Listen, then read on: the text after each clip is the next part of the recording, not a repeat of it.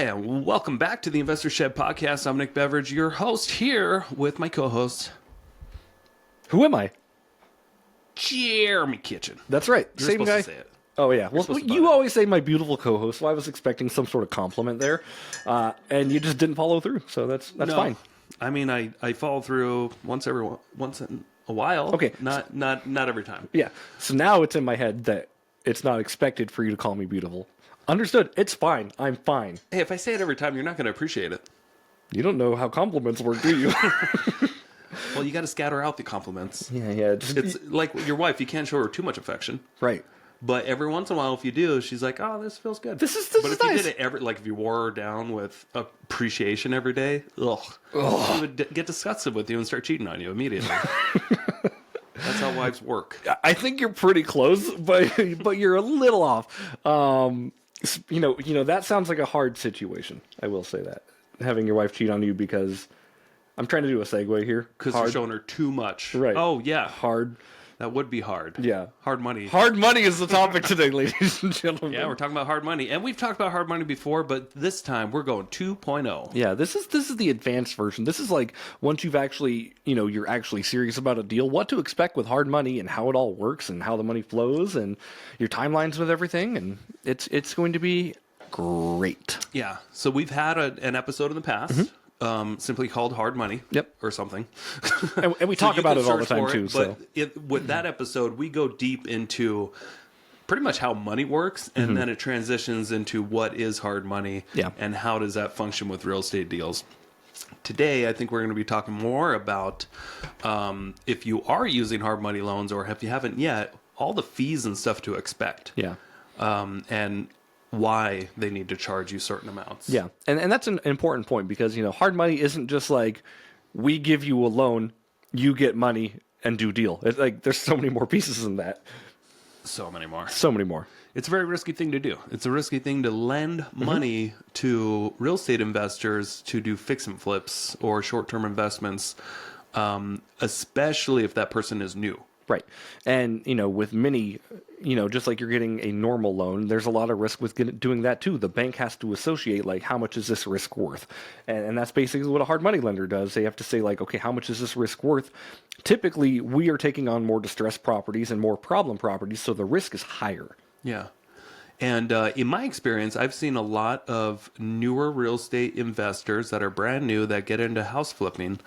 It is not uncommon at all to have them lose money on their first or second deal.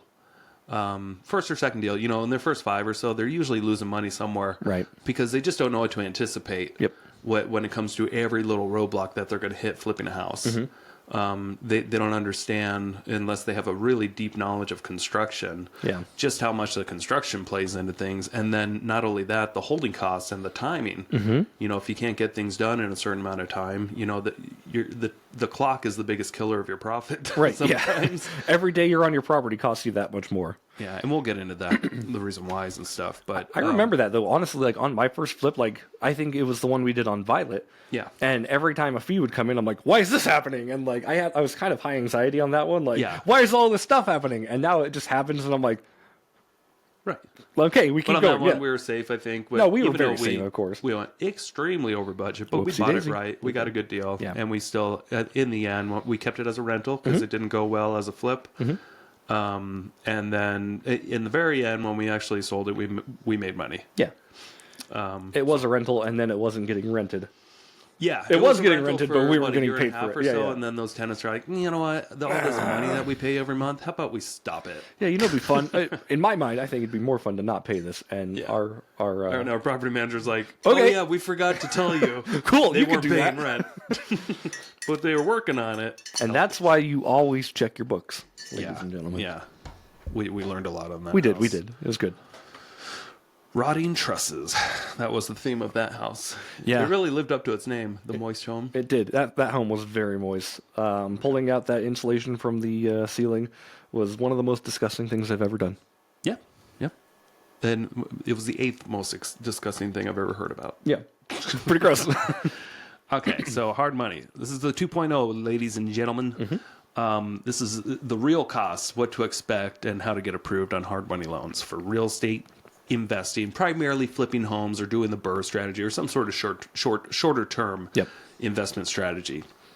And we're going to focus mostly on residential because that's where most of the game is, and that's where most of the listeners are, I believe.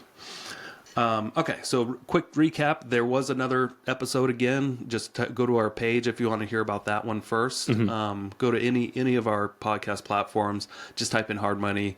You're going to find one. I think it was season 3 or so. Yeah, we talked about it a few times. Hard Money episode. But we really get into the first 15 minutes of it is like just how money works in society and stuff. I thought it was pretty cool. Yeah. So. Again, who typically uses hard money? It's fix and flippers, BRRRR investors, the people that buy a property at a discount that needs massive improvements sometimes, and they need a short-term loan before they make all those improvements, and then they're going to keep the property and then refinance it, and then refinance out of that hard money loan. So, the other people I would say that would need hard money are the people that need bridge loans, honestly. Yeah. The people that are like, okay, I've got this project under contract, but it's not closing until X, but I need the funds for it by here. And then we can kind of provide some sort of short-term solution in the meantime for that. Yeah. And another part of the recap, in case you didn't get the first one, and if you're still unsure how hard money loans work, they actually work almost identical to normal loans when you get a house on real estate.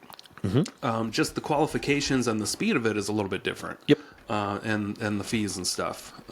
But if you have a house and you already have a loan or something like that, and you want hard money to help you fix it up or something, that's not what this is. Right. This is a new loan for a first position lien on a property. And the title company is going to be working with this hard money lender and reviewing docs just like a normal loan. And it's going to be recorded as a deed of trust. Yep. And in primarily in Idaho, and primarily it's going to be in first position. Yep. Sometimes they may take a second position on one of your rental properties for additional collateral if you wanted to play that game, where you come in with less cash out of pocket. Right. Zero sometimes cash. But the underlying asset is still a first position lien, typically, that they're lending on, correct? Yeah, the subject property, the house that you're going to fix and flip, that typically needs a first position lien with a hard money lender. And why is that, Nick? Well, simply it's the risk, and it's the property itself is going to securitize the loan versus your credit score. Yep, exactly. So and they call it a hard money loan because it's a loan against the hard asset. So it's asset based lending versus your personal credit score. Now your personal credit and your experience is all definitely calculated in. We definitely take a look at the that. approval. That somebody who's brand new at this is going to be looked at with a much finer, microscope to see if they have the resources to handle all the things that they're not going to anticipate. Right. Fixing and flipping a home. And those are conversations we have all the time, honestly, with first-time or second-time hard money users. Like, okay, do you have the resources to keep this project going? Yeah. Do you have the extra funds? Right. When things don't go your way? Because they're not going to go your way. Right. A lot of times, a first-time home buyer or a first-time home flipper, they're going to try to throw all their cash at it. And I'm like, I try not to have you do that. If you can have some sort of other resources, whether you have a partner or, additional bank funds or you're an emergency fund, just don't use all your cash on your primary down payment because you will go broke very quick in this business. Yeah. So you always need some sort of skin in the game if you're newer at this. The majority of hard money lenders that have 2 brain cells or more are going to want some sort of skin in the game from a newer investor. But maybe not so much from an investor who's done it, 10 or 20 or 100 times. Yeah. Because maybe they have a trust built up or they've done it multiple times and they kind of know what they're doing and typically they're getting better deals under contract. So also a huge factor is the deal that you get. Yeah. Is it a discounted deal? Like if the lender had to foreclose on you because you just abandoned the project or something like that, would they lose money if they had to take it over? And, 99 out of 100 times, they do not want to lose money. Right. Unless you're dealing with one of the weirdos. Right. There's very few unsavvy hard money lenders out there. Yeah. There's a couple people who claim to be hard money lenders that are not savvy. Right. You know, people that just like lend and they're like, yeah, sure, I'll lend, but they don't really take. They're new at it. Right. They don't really know real estate themselves, or they haven't flipped homes before. Right. That's something you actually got to watch out for. Yeah. If you're newer flipper and somebody's offering to lend you money and they have zero experience themselves, like, red flag. Yeah. Because usually your hard money lender is one of your best sources of due diligence, because they're going to do the due diligence as well on this property, not just you. They're not going to just rely on your due diligence. Right. They're going to do their own due diligence. Yeah.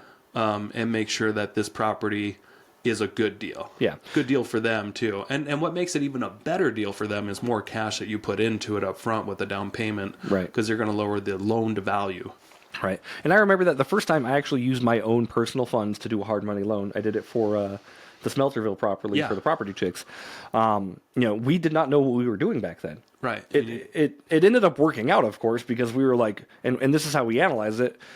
We just could have gotten a little bit more money out of the deal, but we said, like, if this thing like completely fails right now, we bought a house for $120,000. That's worth $200. That's a safe deal for me. Right. Right. But we didn't require any money down. We didn't we didn't require a lot other than guaranteed interest of 12 months, and they got the project done, I think, in 4 months. So yeah, we came out. So ahead. if a similar deal was brought to you by people that were new at flipping, because they were new at flipping too. Yeah, absolutely. It was like their first deal that they were going to actually close on, not just wholesale. So if that happened again with a newer investor that brought you a deal, would you just give them a 100% loan like that? No, sir. No, even though it worked out well. It worked out well, yes. And that was, again, because we were in a very rising market at that time. Yeah. It was just like right after COVID, if I'm not mistaken. Right? Is that when it was? It was like 2021. Yeah, and the market was like on a very high uptick. And there was no signs of it slowing down. No. That one, and it was, again, this one thing, like, even if they failed at it, we were in a first position lien. This was documented on our loan. So if they failed, we would take the property back, and we would have our first investment property. Like cool. If you fail, we still get an investment here. Right. And that's what made it sound appealing. But yeah, definitely next time, no zero down. Right. Yeah.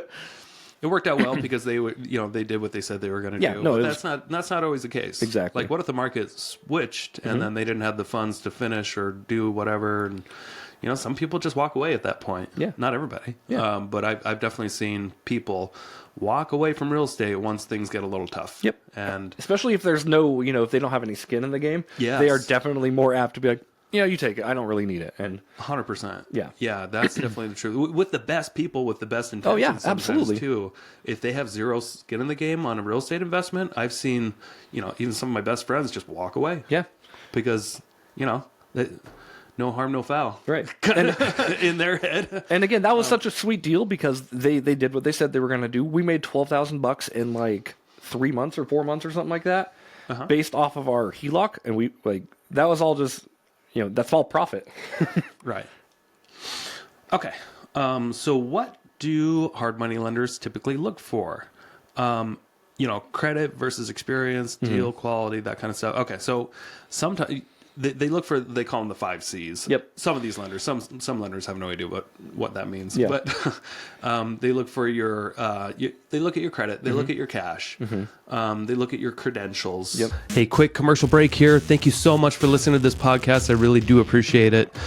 If you want to give back, let me help you buy a house, or I can help you sell a house. It's the only way I make money when I'm not investing in real estate. I don't make money on this podcast or the events I do, but I do make money only when I help people buy and sell houses. So if you're looking for your next investment and you're here in North Idaho, I want to help you personally. If you are not in North Idaho, I can still help you out. I have a vast network of referral partners all across the country, and I can find the right real estate investor savvy agent for you so you don't have to. It doesn't cost you a thing. Thank you for your support. Back to the show. Your character. And what was the fifth one? Collateral? Collateral. Yeah, that's another one too. Yep. Good job. Thanks. So for a lender that's dealing with a new borrower, and let me tell you something too. Most hard money lenders that I see, or most deals that I see, like the majority of them are with repeat borrowers. Yep. They're not always dealing with newbies. Right. Most of the people who are doing business continue doing business. Seems like 80% of the lenders out, 80% of the lenders out there, 80% of their business is all repeat borrowers. It's that 80-20 so they rule. don't have to they can skip half the due diligence of vetting out their clients because they already know they've already got a proven track record. Like, I remember when I got my first hard money loan about 11 years ago or so, I had to send a screenshot of what my credit score was, to kind of give them an idea what was in our bank account. And never again was any of that documentation ever asked for. Sure. And this is imagine going to get a loan for real estate and never having to show what's in your bank account, your credit, none of that. That's a pretty cool thing about hard money. Yeah. When I want to go get a loan, I show them the deal. I show them what LLC I'd like to use. Yep. I show them what kind of collateral that I may have to sweeten the loan, which we'll get into. But collateral can be used to sweeten the loan. Yep. Or any cash that I may be bringing to the table or bringing to the renovation. And I just give them those things. And then, of course, what is the property worth as is? What should it be worth fixed up? How much is it going to take to get that fixed up? Where are those funds going to come from? Right. And how are we going to do it? How long is it going to take? That way, a lender can look, and in 5 minutes, they'll know what is their rate of return going to be, approximately, because they always want to try to get a cash on cash. Most of these lenders, greater than 10% annually, and a lot of them are probably making closer to 16% with fees and stuff. Because they're recycling their loans. They want to do loans. They want to do multiple loans. Yep. They want their money moving. If your money's sitting in the bank, and we talked about this last week, it's basically losing money. So a lot of times hard money lenders, whether they're a company or a private person, they just want to keep their money moving. And the more they can recycle that money, the more they can collect on fees and the more they can actually bring in. Yeah. And remember, a lot of these hard money lenders, they're just people. They're not big. Sometimes they're big institutions. They are. Yeah. But most of the time, you're just dealing with people that have experience in real estate and that don't want to go and flip houses anymore to make their money or, go do the dirty work. Right. They'd rather just look at some deals and throw their money and put their money to work. While they enjoy their lifestyle or they may even have a job. Yeah. Or they're just retired. Yeah. But here's some of the fees to anticipate or watch out for. First, you've got origination points. Yep. A point is a percentage of the loan amount. Right. So 1 point equals 1%. Correct. Yep. Okay. So if you go get a loan on a $200,000, or if you get a $200,000 loan on real estate with hard money, if the lender's saying 3 points, basically take 3 multiplied by the loan amount. Divided by 12. Oh, sorry. That's going to be way complicated. Don't do that. It's going to be $6,000. Yeah, take 200,000 and times it by 0.03, and that is your number. Yeah. Or if you want to do it in your head, it's just what is 1% of 200 grand? Right. That's 2,000. And if you have 3 of those, multiply it by 3. That's $6,000. So that's an upfront fee for doing the loan. Now, that's different from an underwriting fee, processing fee, admin fee, appraisals, draw fees, extension fees, reconveyance fees, penalties, the annual interest. Right. Those are all things that you got to be aware of. Title fees. Yeah, so that's different. Yeah. So this is all associated with the hard money loan. There's also, there's another title fee. You're right. Mortgage title insurance. Yep. You got to get insurance. Not even on this example that ChatGPT put up here. Yeah. But that's an expense of getting a loan through the title company. They have to do an extra insurance above and beyond for the lender that the borrower pays for. Could be an extra $1,000. Right. But it's all these things that you got to heavily consider when you're doing your due diligence. It doesn't mean don't get a hard money loan. It just means be aware of what all these fees are so you can have a realistic expectation on what is it going to cost to get a hard money loan versus maybe just a partner. Yeah, and there's also lender insurance fees, I believe. So you can get a lender's insurance policy. I'm not sure if our hard money lenders do that, but a lot of hard money lenders have that fee built in as well. Yeah. So that just says basically if you don't work on your loan, your loan is actually insured. So it's an insurance policy for the loan itself. Yeah. More commonly in conventional loans. Yeah. I don't see them as much in hard money, but I guess that's something you could... They are. I see them every now and then, but... Yeah. So, interest rates. Interest rates, typical, it's 2025. They haven't changed much at all in the since I've been in real estate for, a real estate investor for the last 11 years or so. They are still somewhere between like on the low end, 8%. Yeah, that's low. And on the high end, probably the highest it typically sees 13, 14%. That's a very good range. I think a more common range, though, is like the 9 to 11. Yeah, 9 to 11. Yeah, that's like your more common, but your extremes definitely like the 8 to 14 sounds pretty accurate. And even me, with all the experience I have, I still pay about 10% on every loan I do. Yeah. I know what my hard money lenders are trying to get for returns, Right. and I just anticipate that. And with almost every hard money lender I've dealt with, unless I'm looking at like a longer loan, I typically don't get under 10%. Right. But we've had like 8% before. Yeah. On like more of like a 5-year. Yeah, on a 5-year note we did. Note. But if for a shorter term, they typically want because it takes some effort to put these deals together. So they're, especially if you're doing them short of a year. Yeah. And I will say, I've seen some of my clients come to me and say, like, well, this guy's offering me 4% loan. This guy's offering me 3% loan. Like, when I hear that, I think it's an uneducated lender, to be honest with you. Like 4% yeah. annually? Yeah. Oh, I've never heard of that. Right. I'm like, for a hard money loan? Go with it. But also, like, the people Yeah. who are offering 4% don't understand real estate. Yeah. And they don't pay understand attention to all the other fees that might be involved. And that's something too, because, like I've analyzed a lot of deals and people come back and say like, well, this guy's offering it at 5.6. I'm like, you should look at those fees, because honestly, there's a big difference on fee structure. This one happened to be, 6 months later, I think it was a point every month he was late.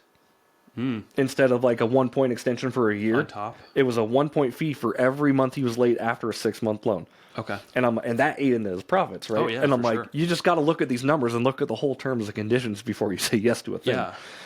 You know what can really get you if you go over is maturity late fees. Maturity late fees, yep. I mean, they could be like 10% sometimes Yeah. of the actual loan amount. Huge fees. Oh, yeah. For going over. So you got to watch out. But yeah, interest rates, typically 10%. Yeah. And that makes it easy. So when you are analyzing deals, just plan for 10% annualized on your spreadsheet of what you're expecting to pay. Yeah. So here's an example. Oh, thank you. You're welcome. Okay. So Sarah gets an interest rate of 10% on $210,000. Shout out to you, Sarah. Good job, Sarah. In this example, that's $21,000 a year in interest. Now, not points or anything else. This is just the interest annual only. interest. Yep. It's about $1,750 a month. If she holds the property for 6 months, she'll pay $10,500 in interest. So half of that 21K. Yep. Yep. And let's say, on that, let's say the underwriter charges a processing fee of $1,500. Let's say that she pays 3 points, which is common on a 210. That's $6,300 up front. Is the points added to the purchase price, or is it added to the fees on top of the fees? So once you get like your loan insurance. So nothing's ever added to the purchase price. Yeah. It's just, here's your purchase price. Here's all the other things on your statement. Right. But is it charged up front? Is that what you No, mean? what I'm asking is, so like you've got your purchase price of $210, right? Yeah. And then No. So that's her loan amount. Okay. Loan amount is $210. Okay. Doesn't actually show what. Let's say she's in this example, it doesn't even say what she's buying the property for. But let's say $250,000. Okay, sure, $250,000. So you take $250,000, and then you take 3% of that for your points. That would be your points, correct? Not with all the other fees built in. 3% of whatever the loan amount. Whatever the loan is asking. not. That's I know that. I'm just trying to clarify it for other people. No. It's very confusing. Trust me. If you guys haven't done this before, It's just how you analyze the deals, right? Because all the numbers they're different. It depends on how much money you're asking for. That's how much all the fees are generated off of. Yeah. So the more leveraged you are, the bigger the loan is, the bigger the fees. Yep, checks out. Which not everybody thinks about that, Right. honestly. But it's just like you can get if you have a good amount of cash, you can still go get a hard money loan and maybe just get it for half of what most people would do. Yeah. That way you're spending half the fees. Right. If that's what you're worried about, fees. But again, this is just another way of leveraging. So it just depends on what your position is and where you're at in life. You may want to come in with a little money down. You may want to come in with a lot of money down and try to get some better fees. Yeah.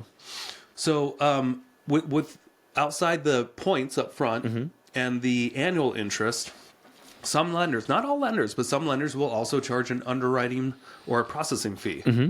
I know, like Doug, if we're using Sam, I know I can predict an extra $300 for Sam helping out with transacting, and which is actually on the way lower end of these kind of fees, because some lenders will charge $1,000 to $2,000, $1,500, somewhere in there.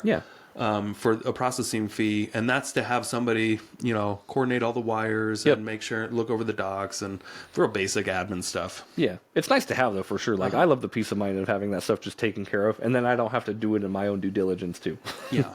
Some lenders may require a broker's price opinion or a full appraisal. Yeah.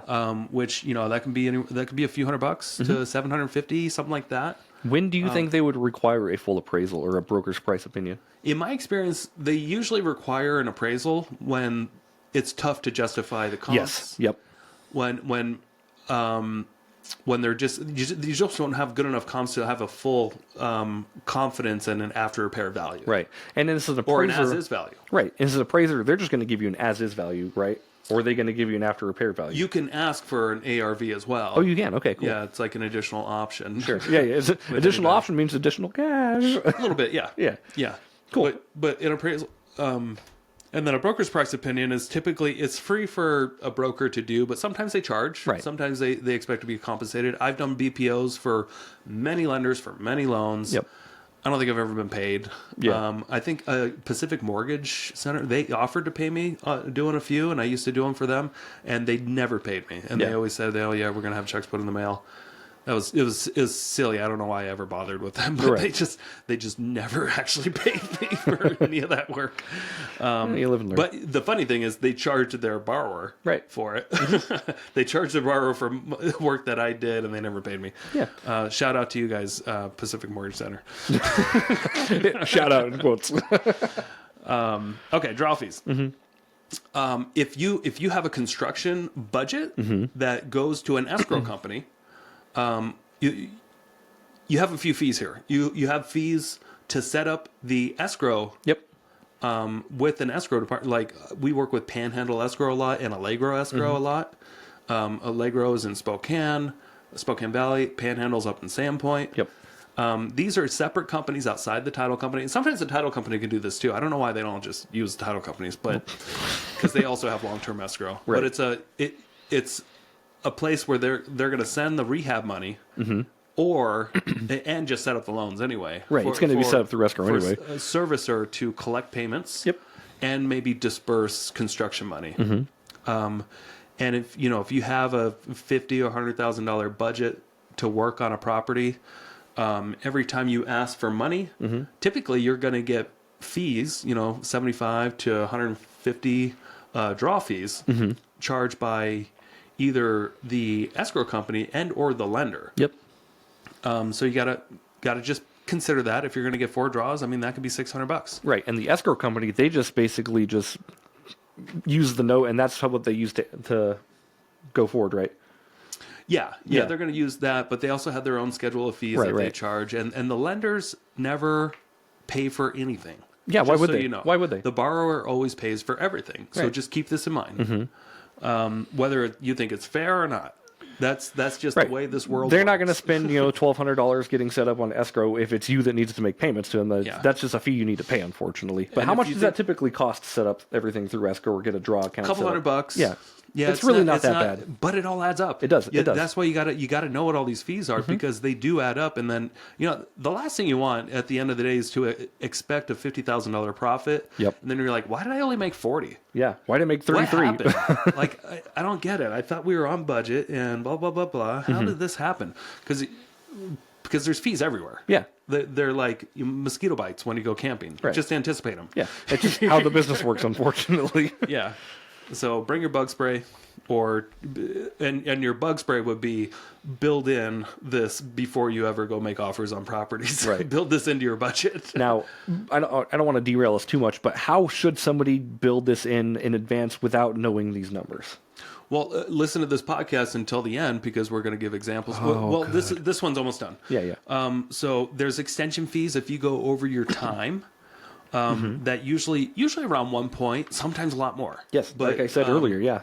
And make sure you know this ahead of time. Make sure it's in your note that if you go past your 6 month or 12 month or 18 month or whatever your loan length is, know how much it costs to extend if you have to, or if you even have that option. Yeah. Read your contract. Yep. And make sure you ask that question. Yeah. Even when you're just analyzing deals, ask your hard money lender, like, hey, if I end up going over, what happens? Yeah. And do you have to ask for it in advance before that deadline? Yeah.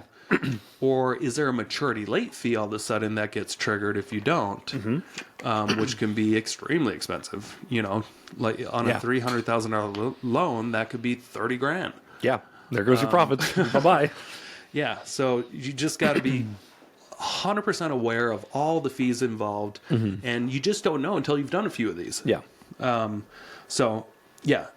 Let's say, you know, Sarah, also, let's skip that example where she goes over, but Okay. just know, you know, it could cost a point if you go over. Could cost more too, so. Yep. So there's also these things called reconveyance, which some lenders charge a fee for. I remember on my first hard money loan ever, it was kind of it wasn't a skinny deal, but I was very upset by every fee because I was new to it. Right. And that's how newbies get upset. Yeah. And I was not unique. I was also upset every time I got charged a fee, and I'm like, why? My $300. Yeah. And then even at the end, when we thought we were all done and we collected our money, all of a sudden there was another fee of reconveyance fee of $600. I'm like, what's this $600? I didn't even know what a reconveyance was, but it's like, oh, this is just the fee that we just, you know, it's like a payoff fee. There's payoff fees too. Yeah. You pay off your loan, surprise, you owe us money. Yeah. And there's fees that the escrow company will charge to give you a payoff quote. Yeah. So just know this, and this is a good rule of thumb. You add up all these fees together on Sarah's loan, you know, 3 points up front, you know, underwriting fee, appraisal fee. Let's say she just does 6 months. 6 months of interest at 10%. She does some draws. She has a renovation. There's a reconveyance. Let's say she doesn't get charged any other fees. She was well behaved. She's still spending $20,000 on a 6 month loan. Yep. So That's not even including the down payment. That's just fees for having the loan. Just so everyone's... Yeah, down payment is different. Yeah, down I know. payment It is. you know, this is just your skin in the game. Right. That doesn't necessarily mean that money's gone. It's just in the deal. Yeah, these numbers at $19,950, that's the numbers that hypothetically Sarah would have after the loan was done. Yep. And what she actually paid for having the loan. Yeah. So just keep in mind, she didn't go a full year, so she's not going to be charged that full 10% annual, but there's still about 10% in fees. For this, when you consider underwriting, appraisal, draw fees, reconveyance, those other kind of things added up to all of a sudden you're back at $20,000. Yep. So if a project's going to take about 6 months, just anticipate 10% of your loan amount is going to be in fees. Sure. Just a quick rule of thumb. Yeah. You don't have to have every little thing broken down, but we just broke down this, and that's about what it is. Yeah. Now here's why hard money lenders, here's their goal. They are putting their money instead of in an index fund or something easy. They just click a button and they don't have to think about it. Like Doge. You know, something. Yep. Doge. Whatever. You know, they can make 5% in a money market accounts, or you can make 10% in the stock market most years. Yeah. Or index funds or whatever. Now, why would they do this hard money loan and only make 10%? And there's all this risk that comes with it, and all this babysitting and due diligence, and talking, you know, many hours on a deal, and like driving to the house and looking it over and all this stuff. Yeah. You don't do that when you buy stocks. You don't drive to Tesla and check out their factory and be like, I don't know. I wish I could. I recommend you guys do this. I'm part owner here. Excuse me. I just want to say.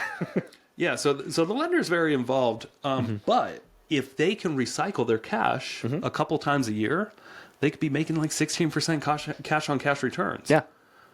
If that makes sense to y'all out there, because they're not, if they are only in a 6-month loan, they're not going to collect that full 10%. But with the points, and with the not necessarily the other charges that you see, because that goes to other parties. Right. Yeah, that's not exactly their They're money. really just getting the interest and the points. Yeah.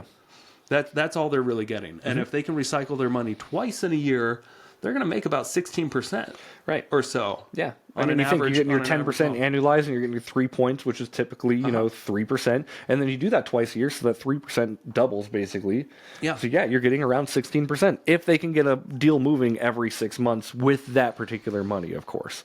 So here's a cool example for if you are sitting on, let's say, $500,000, and you want to be a hard money lender. And you want to be a little involved with this, maybe, hopefully you have some experience. We can help you, by the way. And you may not need our help, but maybe you do with our network. We can help you with putting that money to use. Yes. We'll find a way for you to put $500,000 into real estate. But let's say that you put together 6 loans a year because you can't put all your $500,000 into one deal. You want to diversify. Let's say you're making 2 loans for $200,000 and 1 loan for $100,000.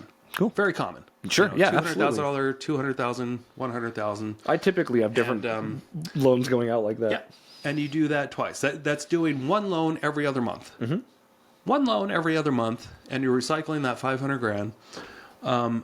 Assuming everything goes according to plan, you can easily make with these kind of random fees, with these fees at 10% and 3 points, about $80,000, $80,000 annually. Okay.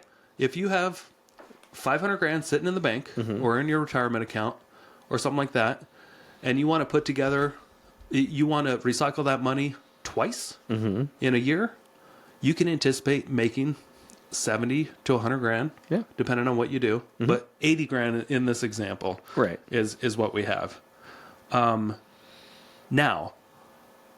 the key is to build up enough relationships and to look at enough deals to do this, because you're not going to be lending on every deal you see. Right. This is not a yes to everything, by the way. This is a yes to the ones that work. You probably have to look at 4 deals to say yes to 1. I would agree.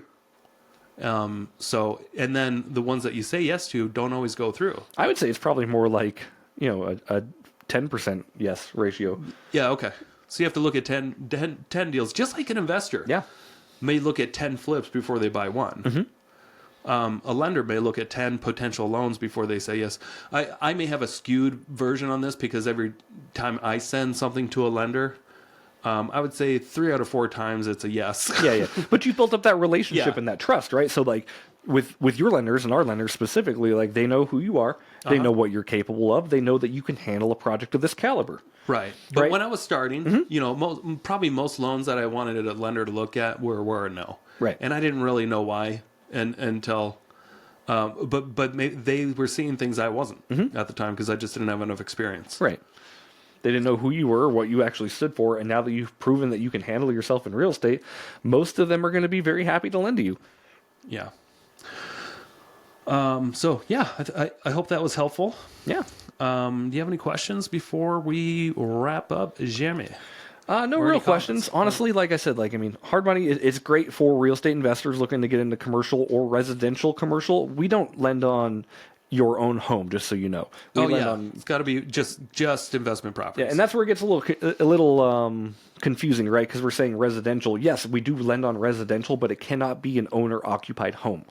Yeah, we lend commercial too. We do lend commercial too, yes. Yeah, they're all commercial, but like when it's commercial residential, it gets a little weird. You know what I mean? Yeah, we say residential just because that's so common to see 4 units or less. Right, 4 units or less is like a fourplex, triplex, duplex, or a single family home, right, or a condo or a townhouse. That's all residential. Yeah. Anything 5 units or more, or if it's commercially zoned and there's a business running out of it, that's commercial. But what we can't lend on is your personal residence. That's Brett Shoemaker. He can do that. Yeah. Because we're not licensed. We are not licensed. And in the state of Idaho, you can do loans to, you can do commercial loans. Yeah. But you're like, wait, hold on. You just said residential. That's different. It's different. As long as it's non-owner occupied, if it's a rental property, a fix and flip, anything that's not your own, lending to somebody's to live in their house, you can do a loan to them in Idaho. Just make sure you're not taking advantage of them. Right. Or it's a predatory loan, nothing like that. But that's something that a lot of people don't even realize. You don't have to be licensed for this. Yeah. And it's important to say, like, if you plan on living in a house that you have a hard money loan on, that's okay too. You know, what you just need to do is you need to finish your fix and flip, refinance into a conventional or FHA or whatever it is, and then once you're out of our loan, by all means, move into that property. Hell yeah. And a lot of times people do that too. They'll buy a fix and flip that they can buy, and then they basically get a discount for living in it, because then they're not trying not to take a profit. You know what I mean? No. But sometimes they do take a profit. I know what you mean. I know what you mean. You know what I mean. But not everyone does. And again, so hard money is great if you're trying to leverage into real estate and investing. Call your local hard money lenders if you have any questions. It's a great tool. It's just expensive. Yeah. So you guys got to just keep that in mind. Make sure you know your numbers. Plan for it. That's why you got to look at the best deals and walk away from the rest. Yeah. That's what I do. And you know what? You may be thinking to yourself, okay, should I partner with people instead of doing hard money, or should I hard money instead of partners? Depends on how your situation, your cash. You know, actually, quite a bit. I would say more than half my deals are a combination of both. Yeah, we get a hard money loan, and I still have partners, partners that help out with the skin of the game. Right. Or I'm making a hard money presentation right now, and one of my slides says, when should you use hard money? And I said specifically, it should be your first defense or your last resort. Okay. And I mean that, like, honestly, like, go in expecting to use hard money, or go in expecting to be like, okay, if all of my other options fails, I have hard money. Yeah. First defense or last resort. So go in, just be like, I'm getting a hard money loan, and just execute. It's pretty easy. Yeah. The only time you really shouldn't be getting a hard money loan is when you plan to keep something long term. Right. And it's already in a condition to get a normal loan on. Yeah. If you can just get a 6% conventional loan, do that. If there's not going to be issues with the appraiser, like, hey, there's siding falling off the house, or there's crap building up, in the basement this high, right. Or it needs a new roof, or this portion of the property is on fire. It happens. That's good for hard money loans. Hard money, that's what it's meant for. It's meant for short-term solutions. To fix long-term problems. Yeah, typically distressed properties like you're talking about, and things where you can buy equity, or things that you can buy at a discount, like you said. Yeah. That's where hard money is going to really thrive, because again, your down payment's going to be a little bit higher. We've talked about this before. It's usually 70% ARV is kind of what we're looking to fund in that base ballpark, of course. So go in expecting these numbers, and then it just makes utilizing a hard money loan very easy. Yeah, because remember, when you're fixing and flipping a house, and if you're mostly leveraged up, anticipate almost 10%, 10% of your loan amount gone in hard money fees. But then there's also other fees, these nasty real estate brokers that will charge you commissions, and title companies that will charge you title insurance to sell the house too. So you got to figure, sometimes on an average flip, 15 to 17% is going to be gone. Yeah. And that's why you need to build in that 30% margin that everybody always preaches about. If you ever been to a real estate seminar and you hear this 70% rule, that's why it's so important to be around 70%, so that you can make that 13 to 15% profit. Yeah, exactly. Because the others, half of that's going to be gone from those nasty hard money lenders and those nasty realtors and those nasty title people. Yeah. They all want their taste. And if they don't get their taste, you're not going to have a good day. Right. And that's something to think about too when you sell your property, right? You're looking at 5 to 6% selling fees for your realtor, which is it's again, you just anticipate these things, and it becomes not a problem, because that's the normal. Once you anticipate it, it's not an issue. Right. You just put it in your spreadsheet in advance. You don't do it every time. You just put it in your spreadsheet, and then you use that as a template. And then all you do is you put in your purchase price and how much is your renovation and what should you sell it for, and then. If it looks good at the bottom where it's green, if it's green, you go. If it's red, you offer lower. Yeah, you figure out a money to get there, right? Or you figure out what you're doing wrong. And this is a good time to kind of plug your spreadsheet too, if that's okay. Sure. Is it still NorthIdahoREI.com? That's it. Okay, NorthIdahoREI.com. There's a pull tab on there that says spreadsheets, I think, right? Free tools. Free tools. So NorthIdahoREI.com. God, you need click a website on update. Free tools. And then you can click on any of these calculators. It's just a spreadsheet, and they're already pre-filled in with a lot of this stuff. Yeah. What's cool is it downloads it right to your computer, so you click it. Nick doesn't ask for your email or anything yet. Yeah, working on it. Working on it. We want your information, by the way. No, but it'll. I'm like Elon Musk. I want your socials. So give Nick your socials, blood types, mother's maiden names, any kind of passwords online you have. Go ahead and send them Nick's way as well. Please. No, but these tools are great, and you don't have to use Nick's calculators. There are plenty of them available, but Nick's does work very well. Actually, I will say that you've got pretty good calculators. I like using it because it's all on one sheet, and you can put the your full scope of renovation in it too. But Chad Young actually has a really cool one, the Easy Home Buyer, where it actually does light up green or whatever. Like it's if it's a good deal. I want a green for which is kind of cool. Yeah. Go on Fiverr and have somebody redo that. We can get it reset. Yeah. But his already kind of has the hard money fees built into his spreadsheet, which is kind of cool. So I'm gonna update my spreadsheet. Okay. I'm gonna make it cool like Chad's. Yeah. That's Chad great. does everything better though. Well, Chad, he's on TV with a commercial, man. I saw it the other day. Commercial looked good. Baller Media did it. I didn't do that. Baller Media? Who's that? Corey Jessman. I hate him already. You hate him more? Well, he did a good commercial. He made it look very spooky and good. It was a fun commercial. It was pretty cool. Yeah. But yeah, Chad Young. Shout out to Chad Young and shout out to Chad Young. He knows his shit. Shout out to Sarah for getting this loan in this. Good job, Sarah. Good job, Sarah. All right. Hope you guys enjoyed that. Have a good day. Hope you learned something. Don't forget to do your push-ups after you pee every time, and call your mothers. I couldn't have said it better myself. Thank you, Nick. Thanks. Bye.